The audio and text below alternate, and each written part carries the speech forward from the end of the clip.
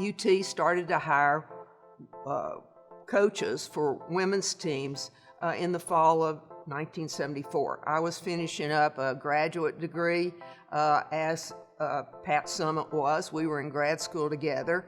And they said, hey, here are two good athletes, let's hire them as coaches. So we sort of looked at each other and said, oh, okay, we can do that, So it was a sort of a shot in the dark, I think, for both of us, but we had a great love of the sport we were in.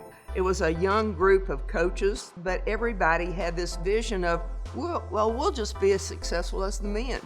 We had no idea how we were going to do that, but that was our goal. When we won that national championship, obviously it was a thrill. That was a huge step for women's athletics. At the time when that happened, that was just one of the goals that all our coaching staff was working on. Like I said, check a box off, okay, national championship. Oh, of course, SEC championship, check the box.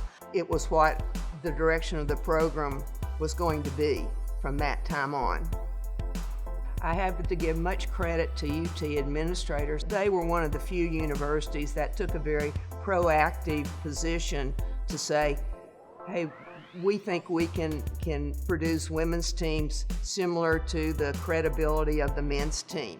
So we worked together with university administrators like Joan Cronin and really was determined to find ways to support women's athletics and work within the university community to find the funding.